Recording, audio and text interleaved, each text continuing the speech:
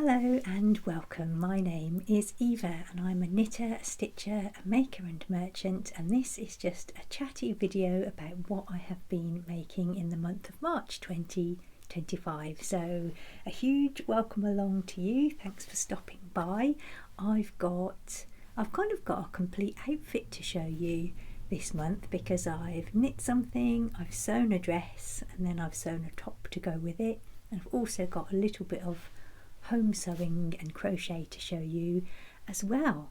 So I'm in England, Somerset in England, and what I'm wearing before we get started is something that I knit a while ago. This is a Lento sweater, which is a pattern by Jonna Helen, and I made this from Herkel Durkle yarn, which was dyed by Tales from Cuckoo Land here on YouTube and Lay Family Yarns, and I held 2 strands of fingering weight together to make this because it's a DK weight knitted jumper, and I used some drop snored to do the ribbing because I didn't really have enough of this yarn. I just had 200 grams, and so as you can see it's short sleeved as well, and I've got that on under a pair of dungarees because, well, I was going to record this podcast in the morning and then go and do some gardening, but it's now 3 o'clock in the afternoon and this is take 3 because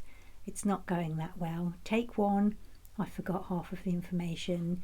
Take 2, I kept knocking the microphone with the pillowcases I'm going to show you later, and I didn't realise that till I went to edit, so 3rd time's a charm. So let's start with the cardigan that I've knit. I think I mentioned that I was going to cast this on at the end of last month in February's video. So this is cardigan number 7 by My Favourite Things Knitwear. I've got the pattern down here. So this is what it's supposed to look like. It's a crew neck, top down cardigan knit in chunky weight yarn. The recommended needles are 7mm and then 5mm for the trims, if you like. Let's see about the sizes. So the circumference of the cardigan starts at 93 centimetres or 36.5 inches, and it goes up to 48.75 inches, which is 124 centimetres. I think I knit the size 3. Have I marked it on the pattern?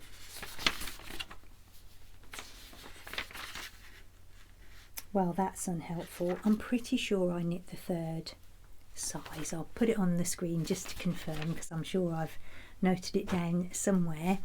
I didn't gauge swatch, and I didn't do what I normally do, which is speed read through all the projects on Ravelry to see if there's any recurring themes, and if I had done, I'd have seen that quite a few people went down to a 6.5mm needle to get gauge.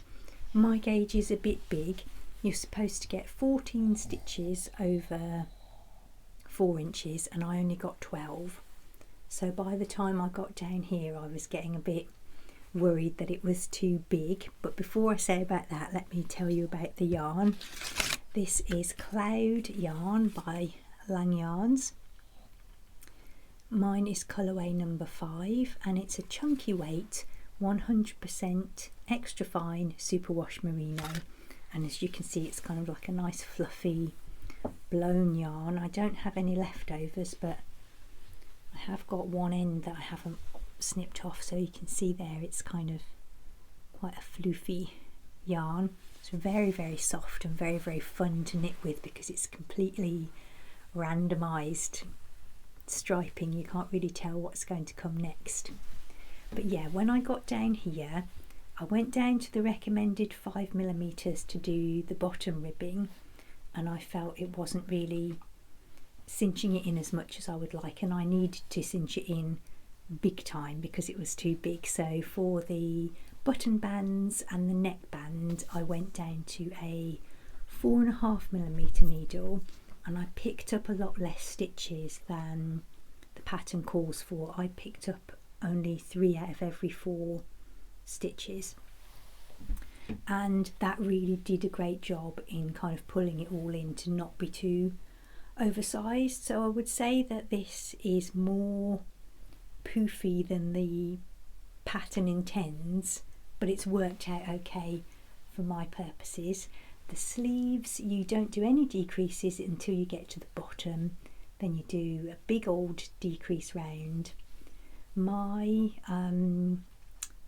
sleeve cuffs and my bottom ribbing are double the depth that the pattern calls for. I just fancied having a more chunky rib really for mine, so it's slightly different, I would say, in its finished result than the original pattern, but it's a really wonderful, I don't want to say basic, but just, you know, straightforward, simple pattern that I could imagine having a couple of really, because it's a really useful thing to wear. It's nice and cozy, but it's a little bit drapey because of my looser gauge, so I think it's quite a nice springtime garment to have. So I'll put some footage in.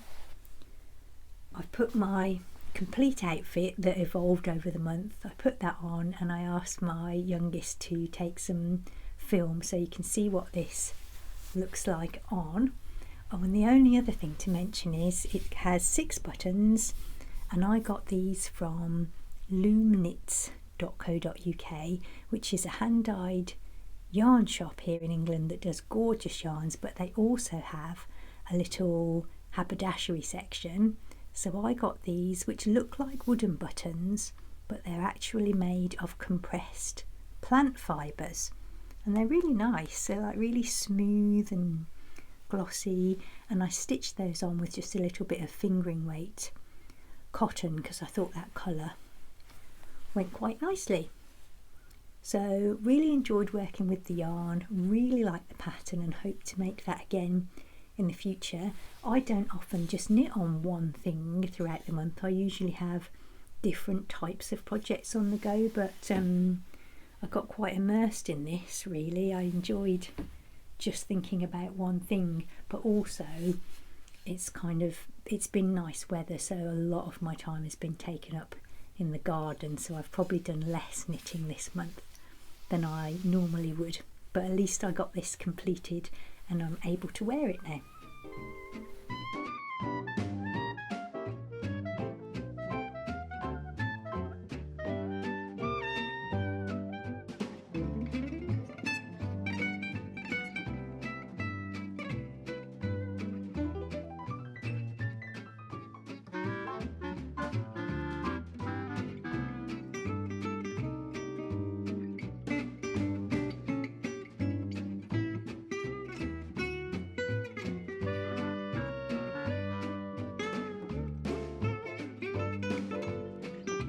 Before I move on to show you the dress that you will have seen in that footage, I'll just show you what I did with the leftovers. I had 300 grams of the lang yarn, which is what's recommended in the pattern, and I got that from an eBay de-stash, and so I only used 250 grams, so I had just over 50 grams left. And what really can a person do with 50 grams of self-striping chunky yarn? I just did 2 granny squares. I didn't have quite enough to finish the last round of the second one, but luckily I had a really similar yarn that I could bring in, and I think being the grey, it blends in because there are some darker colours in this cloud yarn. This is Knit Picks Wonder Fluff in the cobblestone heather colourway. It's also a chunky weight blown yarn, so really similar, but the composition of this one is baby alpaca, mostly merino and nylon. So I used that to do the last round on one of them, crochet 2 sides together and make 2 crochet I-cords, which I'd never done before. And I'm not going to try it on now because it will mess up my headscarf, but at the end of this I'll put it on and then put the footage in here. It's a very silly little bonnet, and I'll probably just wear it in the garden because I've got like buzzed hair. My head gets cold when I'm playing fetch with the dog because he's moving around a lot, but I'm not so much, so I'll probably just wear it for that. And it was just a nice way to use up the yarn.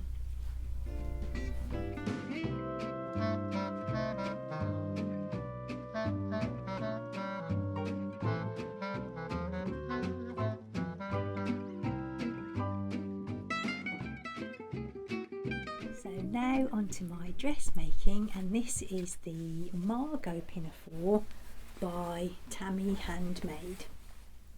I think it's a relatively new pattern, and I try not to buy new patterns too much because I feel like I've got enough patterns that I've got so many different silhouettes, I can probably adapt things.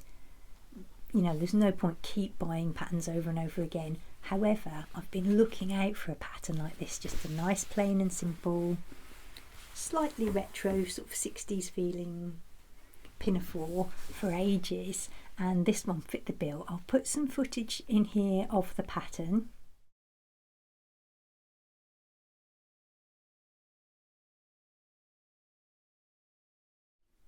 So as you can see, you can do a V-neck or a square neck, and I really liked the V-neck, and I've made this out of some stash fabric that I had. I think I originally bought this for trousers and never got round to making it, so it's a little bit boring black pinstripe fabric. It's a lovely weight of fabric though, it's like a nice cotton sateen. And I've done the lining. The lining comes down to about here inside in a leftover bit of viscose, which was left over from a project that I did. I would technically be the size 14 in this pattern. I'll put the sort of smallest size bust measurement and the largest size on the screen so that you can see the range. The 14 is a 39-inch bust. The 12 is a 37-inch bust. I'm a 38.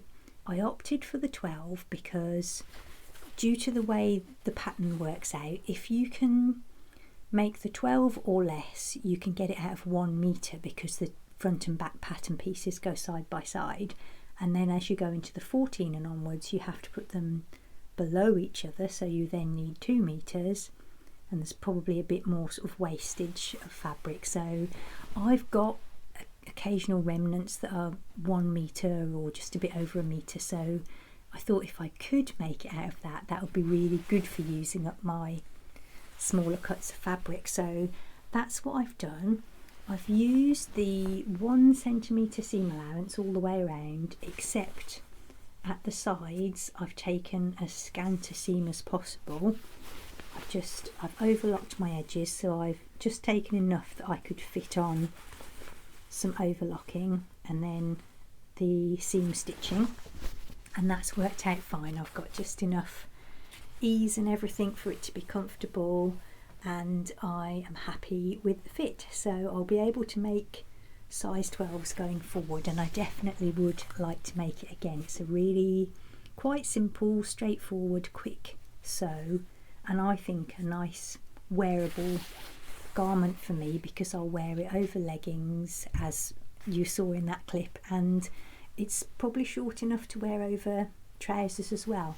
I think I went a little bit more, I took a little bit more hem than the pattern recommends, and I wouldn't do that again because I think it's short enough with the recommended length. I've probably made it a little bit too short, but this was really just a tester. I forgot to cut out the patch pockets that should be on it, and I probably won't go back and add them, I don't know. I could also add inseam pockets, which is, you know, you could just do that yourself if you didn't want the patch pockets. I like the idea of both. Anything else? No, only to say that I definitely hope to make more. You do the lining and everything with the burrito method, which is like rolling it all up and then pulling it inside out, so you've got these lovely neatly enclosed seams. Oh, and the only thing I would say is next time I don't think I'll use viscose, because viscose is a bit of a tricksy, shifty, stretchy fabric when it gets handled a lot, and it was a little bit hard to make sure that it was kept on the inside because of its tendency to stretch. So I think a nice crisp cotton lawn might be a better choice for linings in the future. But again, it is just a case of being able to use up these smaller leftovers and things, so it's a great pattern for that. I've never sewn a Tammy handmade pattern before, but I really loved it. And so as it occurred to me that that plain dress would be a great backdrop for my more jazzy cardigan, I decided to make a top to bring the whole thing together. So this is a Freya top by Tilly and the Buttons. It's from the book Stretch. I've had that book for years and I have admired this top for years, but this is the first time I've ever gotten around to making one.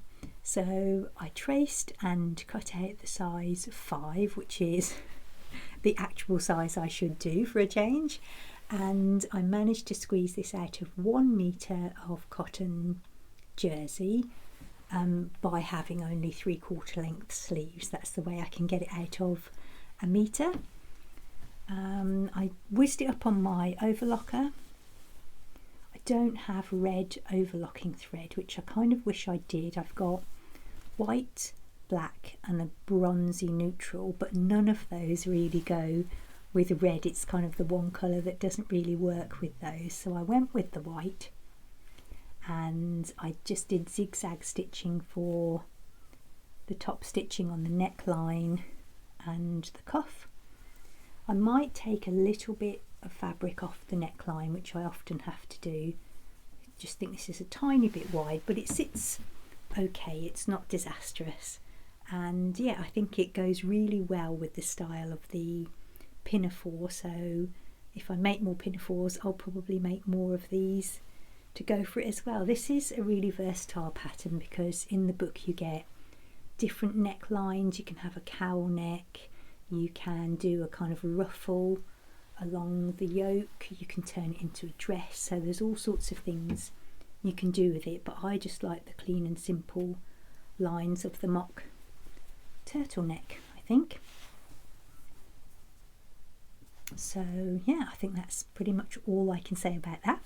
So that just leaves me with my home sewing for the month, which I'm going to attempt to show you without crinkling the microphone.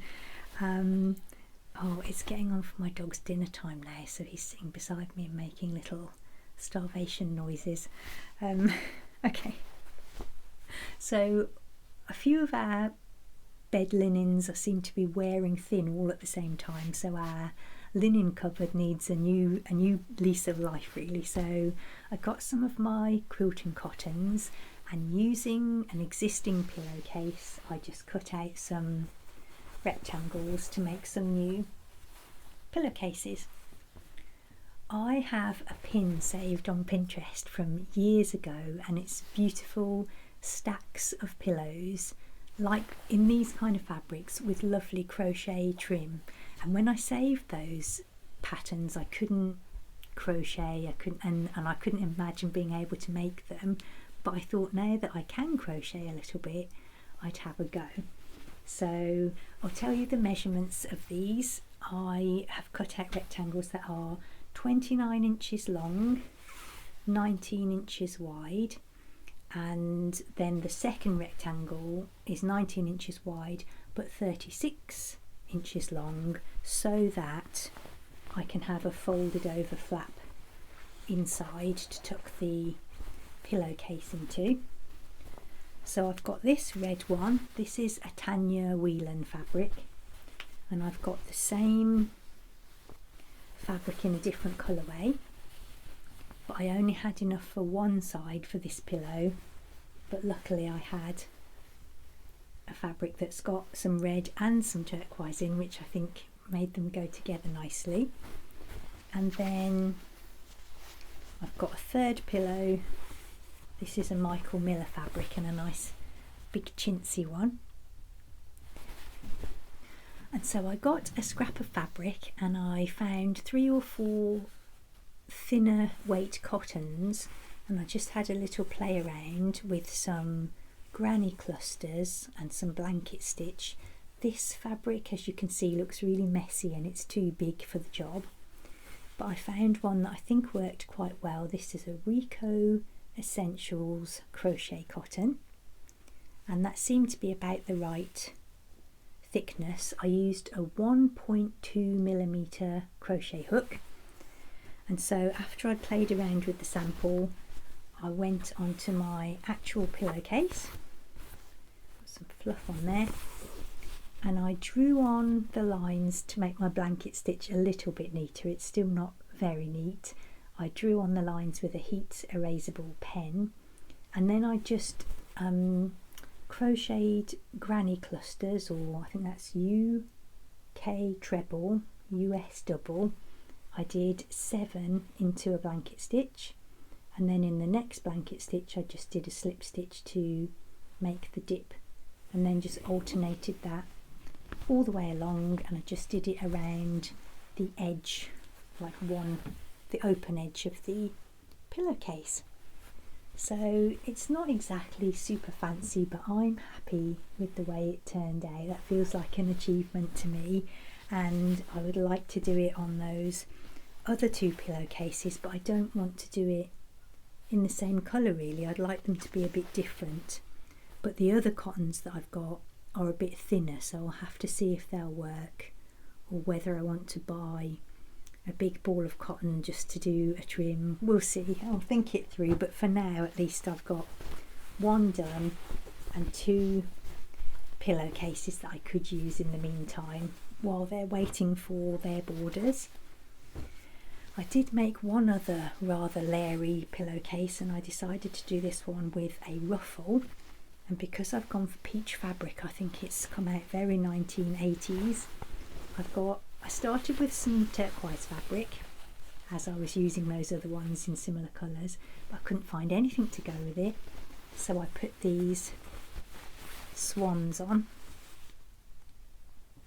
and then I had some Liberty cotton lawn, which I did double the distance around these 3 sides, so it was about getting on for 5 meters of this fabric, which I had to fold over 2 times to get the 1/4 inch seam, and then I had to sew that 1/4 inch seam, and then I had to sew gathering stitches, and then I pinned it all on, sewed it on, and then realised that I'd pinned it pointing outwards but on the wrong side, so that when I turned it right sides out it would have been enclosed and you wouldn't be able to see it. So I kind of folded it back on itself because I didn't have the heart to unpick it all.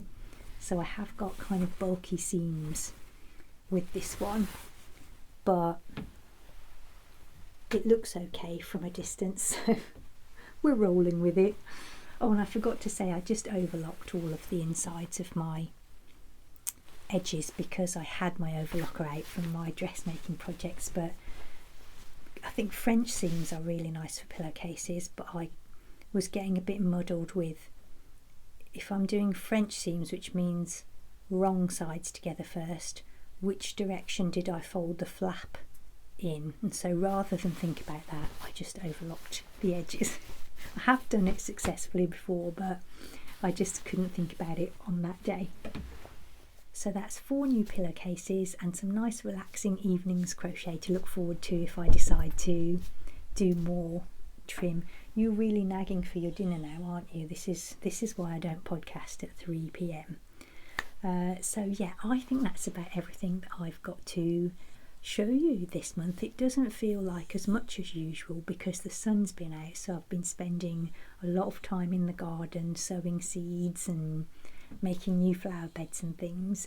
So I haven't done anything for my shop this month, but there are still project bags and notions pouches in there if you want to have a look at cocoandflora.com. Please also feel welcome to check out my Patreon channel. There's a free membership level with blogs and occasional videos, and there's a paid membership level which has 2 vlogs a month, which is more behind the scenes look at what I'm making. Other than that, I will leave you with some rare footage of March and hope to be back chatting with you again at the end of April. I'd really love to hear from you if you want to say hi in the comments, and I wished you loads of fun with what you're making. Take care, and I'll see you next month. Bye for now.